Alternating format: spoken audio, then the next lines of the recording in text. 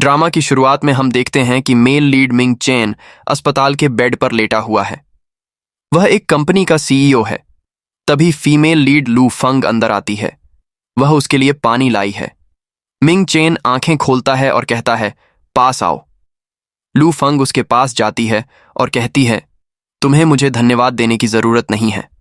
मैंने तुम्हें खतरे में देखा इसलिए मदद की। अगर तुम्हारी जगह कोई सड़क का कुत्ता या बिल्ली भी होती तो मैं उसकी भी मदद करती। फिर मिंग चेन उसके करीब आता है और उसे किस कर लेता है। लू फंग उसे धक्का देकर गुस्से में कहती है, क्या तुम पागल हो? तुम्हें पता है मैं तुम्हारे खिलाफ केस कर सकती हूं। मिंग चेन कहता है, मैं तुमसे एक डील करना चाहता हूं। मैं तुम्हें सिर्फ एक दिन नहीं, हर दिन किस करना चाहता हूं। यह सुनकर लू फंग वहां से जाने लगती है, लेकिन मिंग चेन उसे रोककर कहता है, चलो एक किस कॉन्ट्रैक्ट साइन करते हैं। बदले में तुम्हें जो चाहिए मैं दूंगा, बस कीमत बता दो। फिर फ्लैशबैक दिखाया जाता है। लू फंग नौकरी के इंटरव्यू के लिए उसी कंपनी में जाती है जहां मिंग चेन सीईओ है। उधर मिंग चेन का डॉक्टर उससे कहता है कि उसकी हालत अभी ठीक नहीं है और उसे लोगों के सामने नहीं आना चाहिए। मिंग चेन कहता है कि वह 6 महीने से कंपनी नहीं आया है। अगर वह ऐसे ही छिपा रहा तो लोग समझेंगे कि वह मर गया है। फिर वह डॉक्टर से पूछता है कि उसके पास कितना समय बचा है। डॉक्टर कहता है कि किसी को नहीं पता, शायद 6 महीने या सिर्फ 1-2 घंटे। उधर लू फंग का इंटरव्यू चल रहा होता है। इंटरव्यू लेने वाली उसकी दोस्त बाय बिंग होती है, जो कंपनी की डायरेक्टर भी है। इंटरव्यू में उम्मीदवारों को वाइन छककर उसके बारे में लिखना होता है। लू फंग यह टेस्ट पास कर लेती है, लेकिन उसकी योग्यता पोस्ट के हिसाब से कम होने के कारण बाय बिंग उसे मना कर देती है और चली जाती है। दूसरी तरफ मीडिया मिंग चेन का इंटरव्यू लेने आ जाती है। उनसे बचने के लिए मिंग चेन अपने दोस्त को अपने कपड़े पहनाकर बाहर भेज देता है। मीडिया उसके दोस्त के पीछे भागती है। इसके बाद मिंग चेन बाहर निकलने की कोशिश करता है क्योंकि उसकी तबीयत खराब हो रही होती है, लेकिन मीडिया उसे देख लेती है। उधर लू फंग वॉशरूम में दुखी बैठी होती है क्योंकि उसे नौकरी नहीं मिली। मिंग चेन भी मीडिया से बचने के लिए उसी वॉशरूम में आ जाता है। लू फंग चिल्लाकर कहती है, तुम कौन हो? यहां से बाहर जाओ। मिंग चेन कहता है, यह पुरुषों का वॉशरूम है। शर्मिंदा होकर लू फंग माफी मांगती है और जाने लगती है। तभी मिंग चेन बेहोश हो जाता है। लू फंग मदद के लिए चिल्लाती है, लेकिन कोई नहीं आता, इसलिए वह उसे माउथ टू माउथ सांस देती है। थोड़ी देर बाद मिंग चेन को होश आ जाता है और लू फंग उसे अस्पताल ले जाती है। वर्तमान में वापस मिंग चेन उससे किस कॉन्ट्रैक्ट साइन करने को कहता है, लेकिन वह मना कर देती है और चली जाती है। उसके जाने के बाद डॉक्टर आता है और कहता है कि तुम्हें आराम करना चाहिए।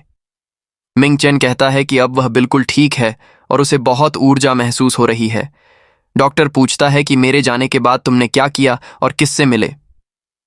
मिंग चेन लू फंग को ढूंढने जाता है, लेकिन उसे पता चलता है कि वह जा चुकी है। वह डॉक्टर से कहता है, जब मैं बेहोश हुआ था एक लड़की ने मुझे किस किया और मुझे होश आ गया। बाद में जब मैं वार्ड में था मैंने उसे फिर से किस किया यह पक्का करने के लिए, और मुझे लगा कि मैं पूरी तरह ठीक हो गया हूं। यह सुनकर डॉक्टर कहता है, शायद उस लड़की के एंजाइम तुम्हारे शरीर में चले गए और तुम ठीक हो गए, या यह सिर्फ एक संयोग भी हो सकता है। मिंग चेन जवाब देता है, मैंने 1 साल तक विदेश के सभी डॉक्टरों से इलाज करवाया, लेकिन इस बीमारी का कोई इलाज नहीं मिला। अगर मुझे सच में मरना ही है तो मैं किसी शांत जगह पर जाकर उस दिन का इंतजार करूंगा। तभी उसका दोस्त ली कहता है, मैं तुम्हें ऐसे हार नहीं मानने दूंगा, मैं उस लड़की को ढूंढ कर लाऊंगा। यह कहकर वह लू फंग को ढूंढने निकल जाता है। अगले सीन में लू फंग एक वाइन स्टोर में काम कर रही होती है। वह अपने बॉयफ्रेंड को मैसेज करती है, क्या तुम्हारा एग्जाम रिजल्ट आ गया? चिंता मत करो, अच्छा हो या बुरा हम हमेशा साथ रहेंगे। लेकिन उसका बॉयफ्रेंड जवाब नहीं देता। लू फंग सोचती है कि वह फिर से फेल हो गया होगा और काम पर लौट जाती है। दूसरी तरफ मिंग चेन का दोस्त ली उस पर नजर रख रहा होता है। वह उसके पास जाकर कहता है, मुझे यहां की सबसे महंगी वाइन दिखाओ क्योंकि मैं बहुत अमीर हूं। लू फंग उसे वाइन देती है।